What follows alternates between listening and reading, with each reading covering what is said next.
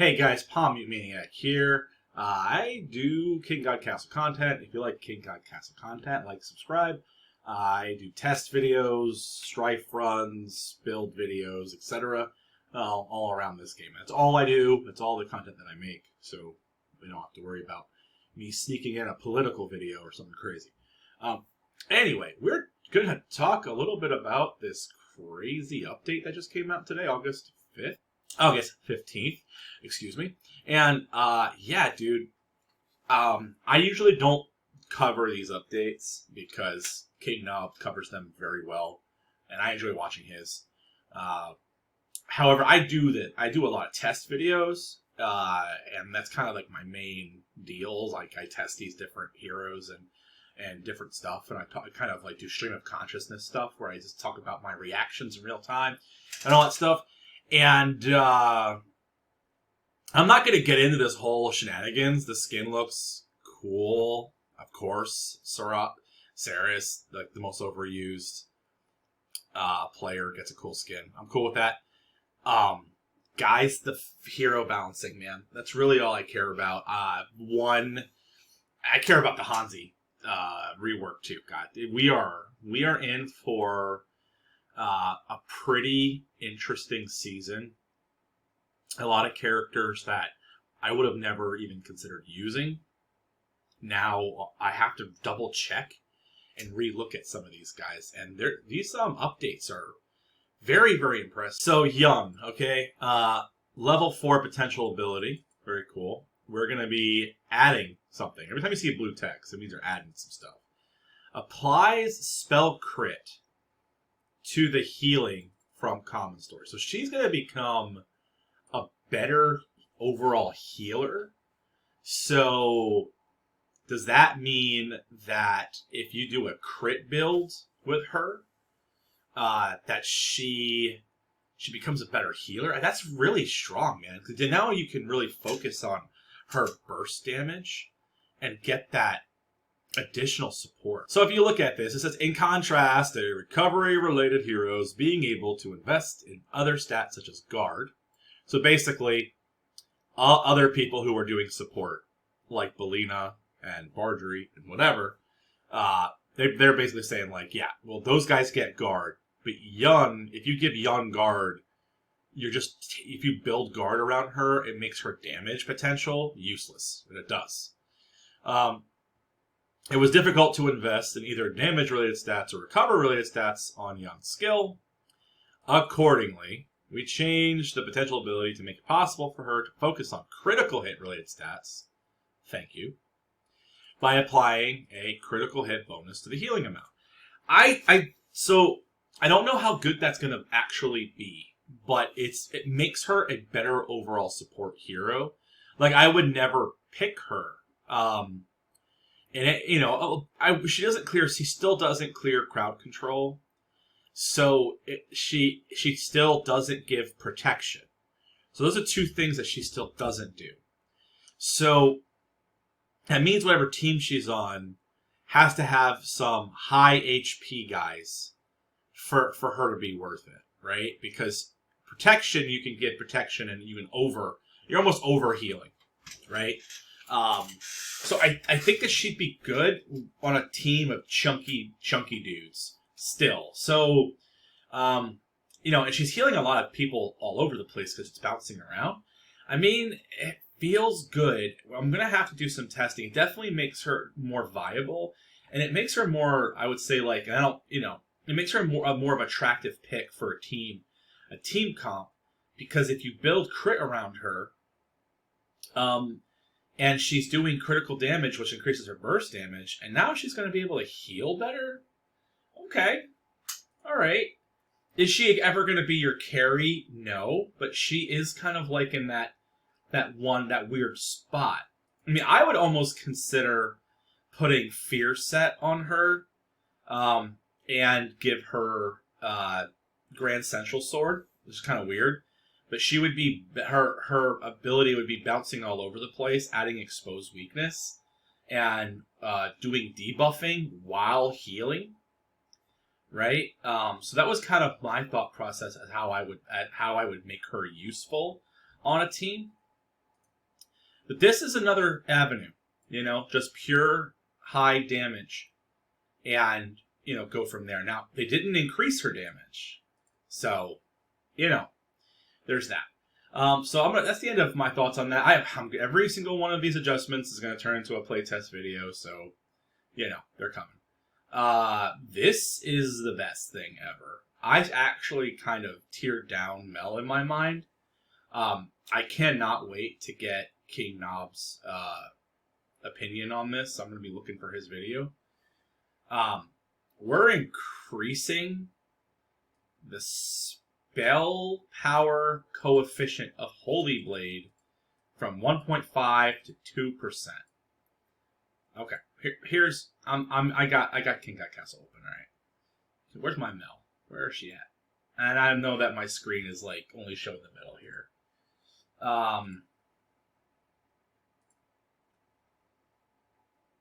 Does that mean this number right here gets bigger? That would be massive. That'd be a massive power increase. I think that's what it's talking about. So if that's what we're doing, then yeah, dude, that's massive.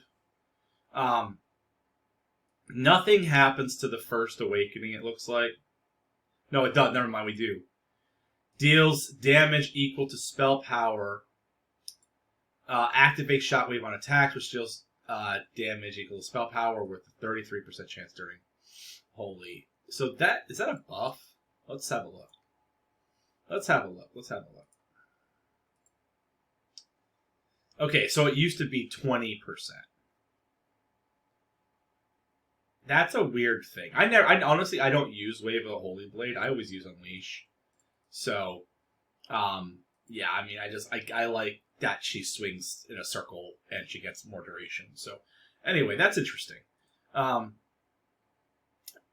Super big. Second Awakening, Unleash. You're going to give her an additional 500 defense when using Holy Blade.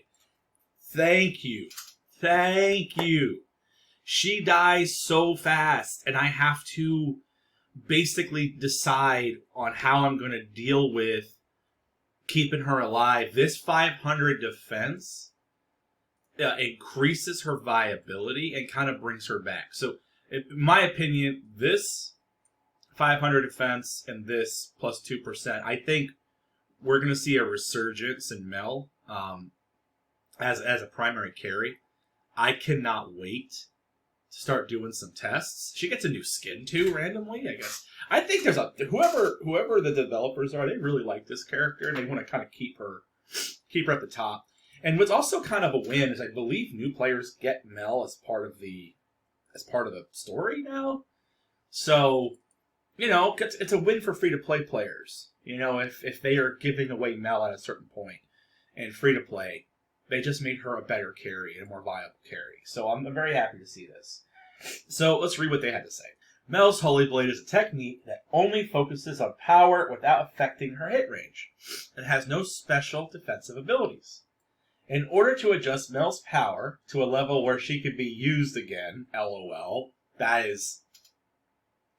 In order to adjust any hero's power to a level where she can be used again, right? That sentence needs to be applied to a lot of people. The spell power coefficient of Holy Blade was increased by 0.5%, and the effect of each awakening ability was improved or added. So TLDR, they're like, yeah, guys, we love Mel. Mel's our favorite. Mel is supposed to be your carry. That's the way we designed her. And when you guys stopped using her, we got sad. So we gave her a buff so that you guys can start using her again. This does not look like a big number. But this is massive. This is pretty massive. So, interesting. Okay. Rosette. I shit on this character a lot. And now I'm going to have to actually pay attention to her because these look pretty good. Roselle heals to full HP when a target is killed. That still happens with Giant Smite. Then they're adding plus 30% physical 30% physical, and spell crit damage after using Giant Smite. And they're doing a max of 150%. When a target is killed with Giant Smite, resets the physical and crit damage increased by Giant Smite. Okay. Okay, so this is good with Raid, alright? That's kind of what it feels like, alright? So you have her in your Raid as your Raid debuff. But you build her with crit, because you want her to contribute to the damage. She keeps swinging and swinging and swinging, and she doesn't actually kill the raid boss, because her job is to hack away at the raid boss. Every time she uses Giant Smite, they're going to stack more crit damage. They will stack her crit damage bonus a total of 5 times. So she can run Giant Smite 5 times, and that'll max out. Then it resets after the target that she's beaten the hell out of with the axe dies. Her crit bonus gets reset. So what they're pretty much doing here is they're reinforcing her purpose. Her purpose is to fight a boss. That's her purpose. Her purpose is to essentially. It's really not to be used in a lot of other typical ways. She's supposed to be swinging over and over again at a single massive target. So that's interesting. This is interesting. It's only affecting her second awakened ability, Bloody Execution. And I'm going to be doing some stuff. It kind of puts her, and honestly, I think it puts her ahead of Rawhawk in terms of debuffing a boss in Raid. It definitely puts her in front of Ophilia, because she can actually put out single damage, in theory. So, we'll run some test videos, and this is pretty exciting. So let's read the copy here. Rosette's awakening ability consists of Exposed Weakness to deal with enemies of high HP, and Bloody Execution to deal with multiple enemies, which is bullshit in the way I'm reading this. When the addition of the last level 8 potential ability, the possibility of using Rosette as a damage dealer has been increased. Interesting. And as the legacies that can replace Exposed Weakness now, yes, an ability that is advantageous when dealing with enemies with high HP has been added to Bloody Execution. TLDR, because we added a legacy that makes her irrelevant, we had to make her relevant again by changing how she could be used. That's what they say here. They're like, oh yeah, we gave everybody the ability to, with one legacy, to expose weakness. So she became obsolete. So we had to do something to make her less obsolete.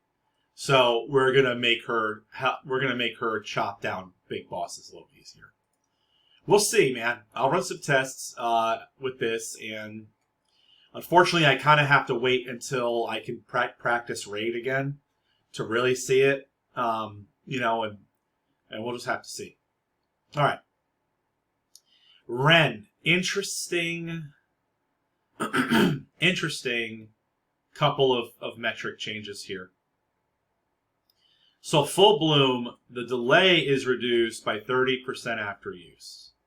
So let's get into the actual game. And let's look at, I think I have her angel skin on. Look for the white angel, question mark. Is there a delay at all on Full Blossom? 2 stacks when a target is killed with Full Bloom. Additional stacks when exit stacks use Full Bloom. Deals 142 damage to all enemies and 3. I know that there's like an animation that occurs that's a little slow, but there's nothing here that's written that even says that there's a mechanical delay. So I think this basically is a delay reduction that is in the animation, that's my guess. First Awaken ability is I don't believe they're doing much. No, actually they are. First Awaken ability, you get 2 stacks when a target is killed with Full Blossom or Full Bloom.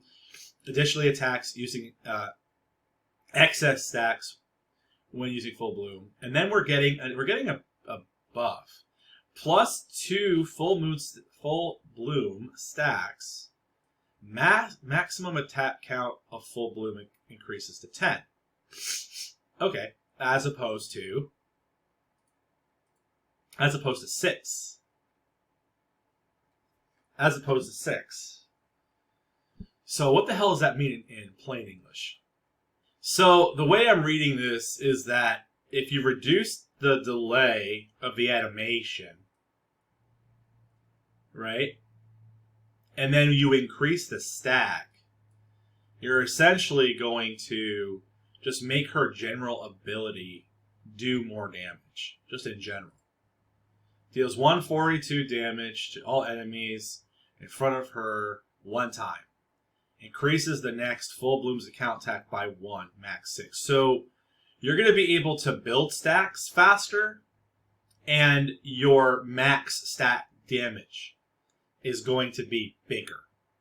What I'm kind of afraid of, or not, something I'm considering is what happens to Sanguine Flowers, the big AoE, because this doesn't even click in until you get to max stats, and this max stack's going to be 10 now. So did they make it so that by reducing the delay, did they make it so that you get to max stacks at the same amount of time, but you'll just do the same damage?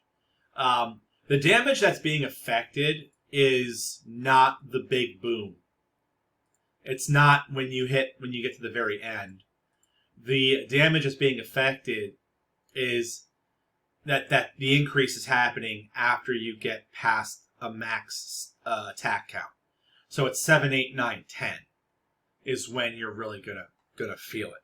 Otherwise, it's gonna be pretty much the same, aside from a potential increased attack speed. I mean, listen, I am for anything that makes Ren better. They invested a lot into her artwork and into her story, and then when you play her, she doesn't really have like big carry damage potential. She kind of has like, I'm gonna do medium high damage, but I'll sustain, so it makes me worth it. This might bring us to that next level, and so I'm interested in this. I'm interested in seeing what this actually means for her DPS. I think I have DPS numbers from her before that I have in my spreadsheet. So I'll just do a comparison, and if she's good, then I'll talk about how good she is. If this feels good. So we got 2 more, I think. Yeah. Okay. Hela. Hi. Her concentration time is set to 1.5 seconds. That probably makes her viable. Right? Right? She's going to hit twice. They have doubled her DPS. Okay? So the highest DPS that I've seen is 12 million damage over the course of 30 seconds. And that's with somebody who chewed me out on Reddit. So, 12 million damage divided by 15 seconds. So the highest DPS that I've ever seen a Hela do is 800,000. So we have just essentially went like this for this guy. This guy's about to cry happy tears. So Hela is now at 1.6 million DPS. They are doubling her. But that's just with this one mechanic change. At the beginning of the battle, increase spell power by 12% for every 10% attack speed that exceeds 100%. So, what in the hell? All right. I'm confused by a few things. One thing is, if our concentration time by default is reduced to 1.5 seconds, does that mean that we can essentially make her... Okay, so instead of getting attack speed... Oh, I see. You're no longer going to reduce her casting time. You're just going to make her hits hit harder. The attack speed requirement to maximize Hela's level 8 potential ability was easily met with relic options. So the items that Hela could equip were greatly limited. Accordingly, I love that word, reduction in concentration time through Hela's level 8 potential ability was incorporated into the basic skill. And the ability now increases her spell power. So, dudes, I think she might be relevant. I mean,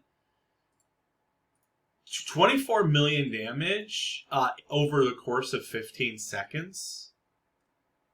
That's in an AoE environment. That's pretty freaking good.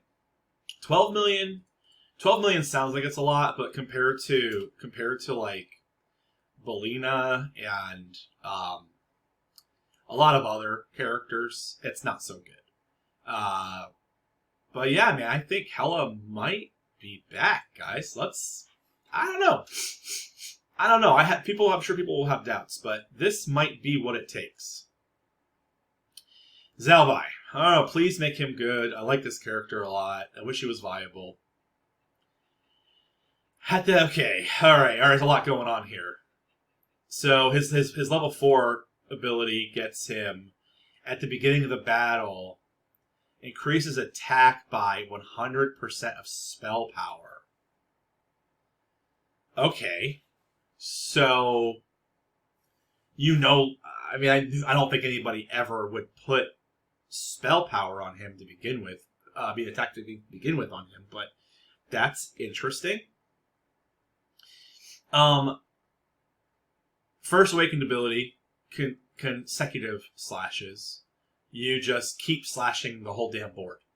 He goes all over the damn place, right? So they're adding a minus 25% damage taking while using Crimson Slash. That feels really good because Zalbai dies like a lot instantly. I don't know if this is enough to keep him alive, like phase 15, chapter 2, 3, or I call it 13 because I'm lazy. Chapter 13, phase 15, I still think he dies. To that, but this is interesting.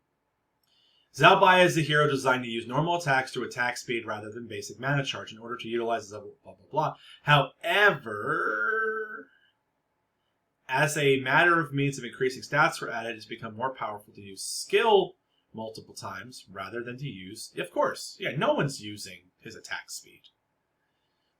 In order to more efficiently distribute stats invested in Zalbai, the level 4 potential ability has been changed so that attack power increases even if only spell power is invested. Accordingly, take a drink. The power of has increased, and the damage reduction effect while using the skill has been added. Listen, I'm happy to see anything they can do for this character. I don't think this makes him S tier. It might. I don't know if anyone gives a shit about attack power. Like, you basically do 10 Mage Altar and then watch him fly across the screen. This, I think, matters.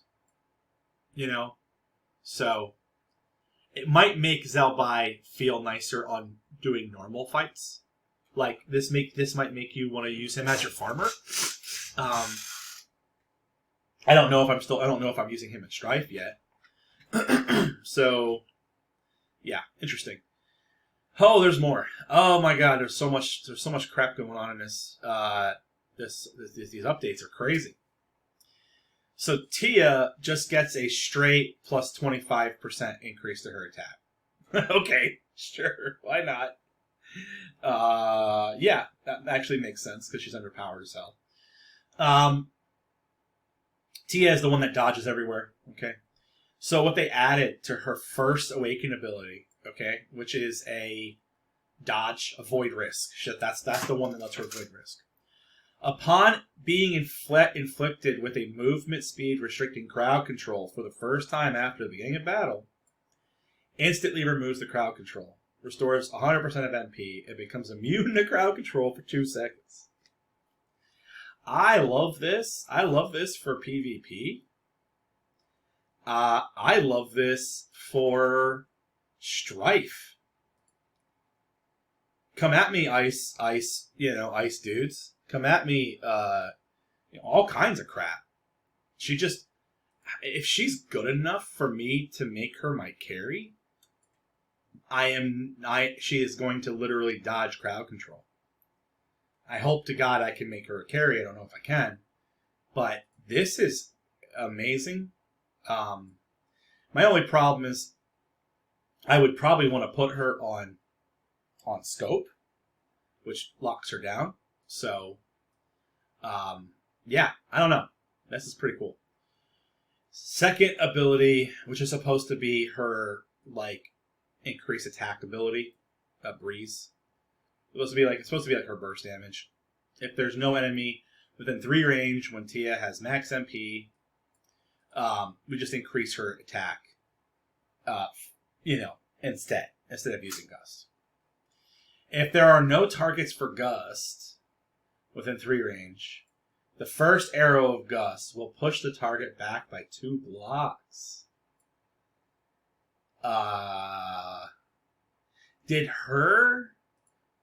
I think her and Victoria just became best friends, guys.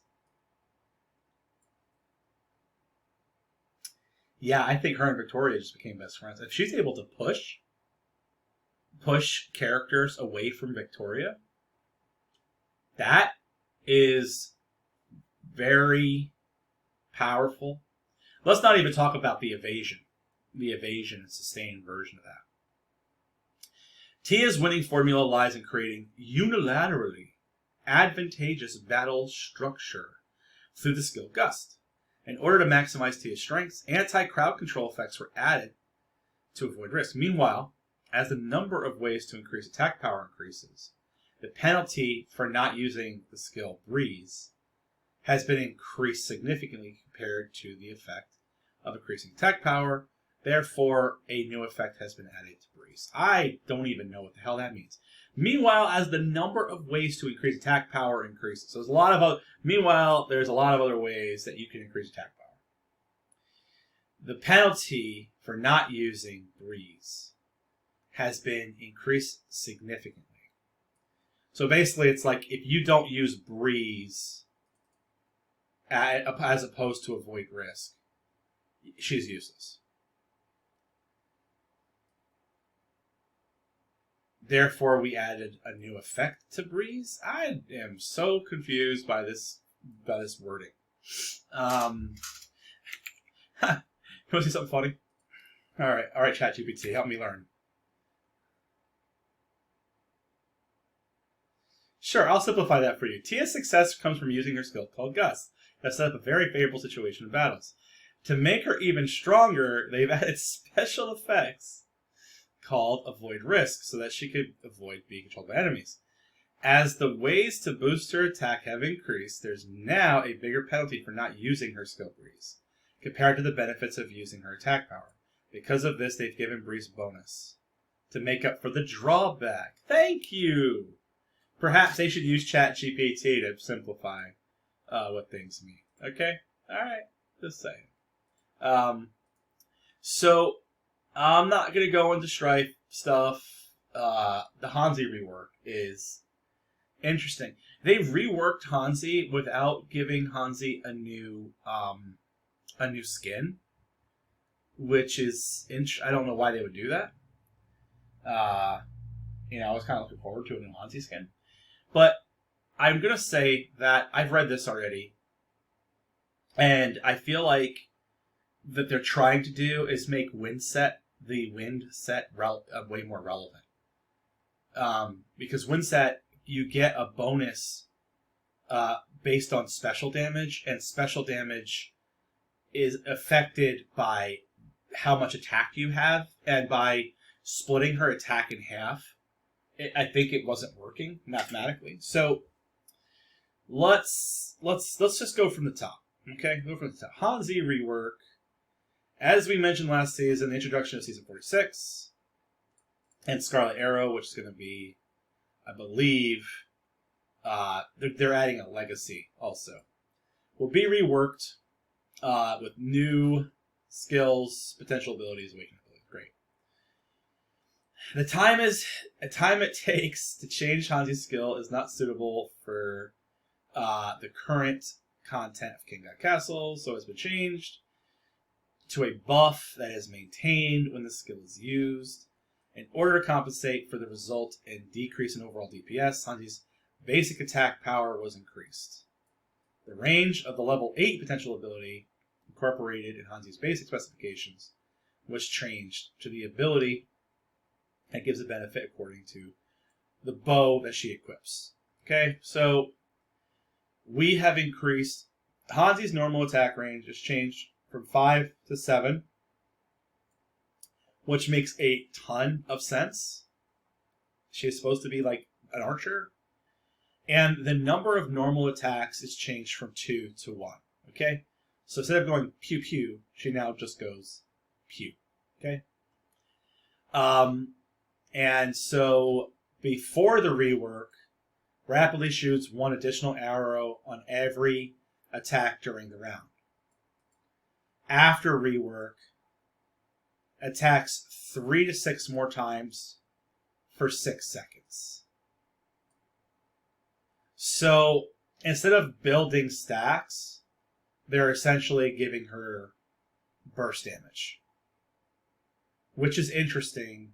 What is Hanzi's? Hanzi has, 75 MP? Well, okay. That's interesting. There might be a world where Bardry is needed to accelerate her DPS because you essentially want to keep her filled up on MP the entire time. So, something to consider. So, they're getting rid of recovers 100% of MP at the beginning of battle, and they're adding plus 15% crit chance when using rapid arrows. So, they're just going to give her a flat 15% crit chance. So, that's interesting. I believe Windset removes the crit chance. So maybe we're not built for Windset. And then this is incredible. You get an additional 15% final attack for every bow equipped. That's amazing. They completely deleted the first Rainstorm ability. Awakened ability. When using rapid arrows, cast Rainstorm that deals physical damage equal 250% of attack to all enemies within a 2-block range around the target. And the range increases by bronze, silver, gold, and mythic tier. Times. Oh no, never mind. This is just literally. This isn't range. This isn't area of effect. This is straight damage. Yeah, 2-block range around the target, 3, 4, 5, or 6 times, and reduces their movement speed by 30% for 3 seconds. I don't know if this matters all that much, but I'll take it. Yeah, I mean, upon using the skill after meeting, so instead of having to wait for max stats, you just straight get rapid arrows every single time you cast the ability. I mean, you get Rainstorm over and over right away. That's pretty good. That is extremely good. This 250% attack is incredible. It's really good. It's not as good as the stacking you could do on a Niera, but I think it could be good, right? So, you take Hanzi's attack. Let's say it's 100 attack, and you times that by 500% because of scope, and you also add an additional 140, right? Plus 140 from Mace Relic. So now you're at 640 before you do any bonuses. And then you add this 250%. Yeah, man, I think we're going to be seeing some Hanzis. It's not what makes it better than Niera is it's going to be consistent damage that keeps coming out of Hanzi opposed to a burst damage. Yeah, I'm interested to see what happens there. Oh god, there's more. So, Concentrate, which I really enjoy, used to say -1 range plus 20% attack every second Hanzi's not moving, which is great when you put her on scope. Upon dealing normal damage to the same target 10 times while using rapid arrows, resets the duration of rapid arrows and increases the attack by 50%. /N. That's supposed to be a line break that got broken in the code. By 50%. Upon attacking a different target, the skills immediately cancel.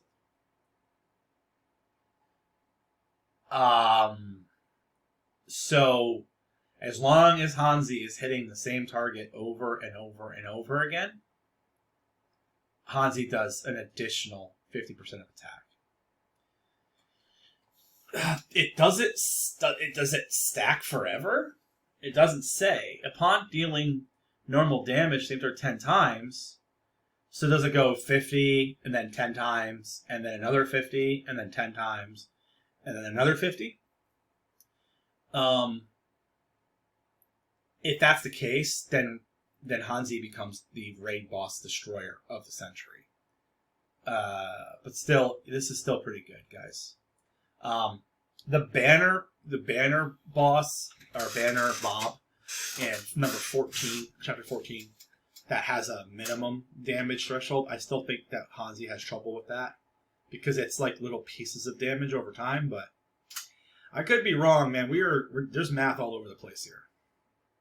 So this is really good. Everything's really good. And now we're going to add the damn legacy. The Swiftness class legacy, Rate of Rain, does things, okay? I haven't read this yet, so real-time reaction. I saw the characters, but that's pretty much it. The Rate of Fire is a legacy that gives area damage and additional effects when a certain number of attacks are made to the enemy. Okay, well, that seems good. It's not burst damage, but upon dealing physical normal damage, applies a fire seed to the target. Upon accumulating 30 fire seeds, an explosion occurs, dealing 20x current level of attack as physical still damage to all enemies in a 3x3 range. Oh, what the hell?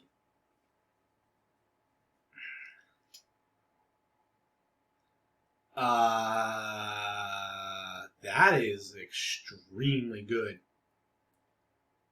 That is extremely crazy. I mean, if you're able to get a lot of swiftness, there are a lot of swiftness characters that could benefit from this, not just Hanzi. Holy crap, this could go on Zalbai. You could pump a ton of spell damage into Zalbai, which turns into attack damage. Zalbai hits 30 little dudes. And then on the last one, a massive explosion happens. That's 20xing his current level. Oh my. This is really crazy. This is really crazy. This is really crazy. I'm almost like this might be the best legacy in the game so far in terms of potential, because it's doing another multiplier. And this entire game is about stacking and multiplying small numbers to large numbers. The only thing that might make it not as strong as it could be is that it only can apply to swiftness class characters. So that's going to be these guys right here. Hanzi, holy crap, Bami, actually really good on Bami. Actually really, really good on Bami. Decent on Zhao Bai. If you're able to get his, I mean, he has to hit 20, 30 people, but perhaps if we can make him really fast. But yeah, I think that Bami might be relevant because, dude, Bami has bang snaps, which throws 2 bombs, right? You do a win set, full attack speed, bang snaps Bami, right? With that legacy. That legacy doesn't give attack speed, though. Upon dealing damage, you do a seed. Does it do any attack speed stuff? It doesn't do attack speed stuff. So you sacrifice a 60% attack speed buff that you would get from your legacy. But because this is a unique legacy, you get an extra 50%. These unique legacies, they will give you an extra 150% to your slots if you max them out. So, yeah. I mean, the only thing that sucks about this legacy is it's definitely a free-to-play player is going to have a hard time getting this, but I feel like Hanzi is going to be good even without that. Again, like, Hanzi is good by putting a big old rusty sword on him. Or a golden axe. And, yeah. Alright, guys. That's my in real-time reactions to these. I cannot wait to start testing these characters and start changing builds. And, what's interesting about this stuff is that when these characters become viable, they kind of also have a potential to make other characters that weren't changed viable, because the support characters that help these guys do their things also will be used. So this definitely helps. I'm most excited about Hela. Zhao Bai, medium excited. I'm very excited about Hela. Very excited about Hanzi. Very excited about Mel. Yeah, I mean, those are my top 3, and then everybody else, we'll just see what happens. I might not be smart enough to understand what some of these changes are. Like Ren, I'm still kind of like, I still don't know what this actually means. I think it means increased DPS, but yeah, we'll see. All right, guys, thanks for watching, and I'll see you in the next one.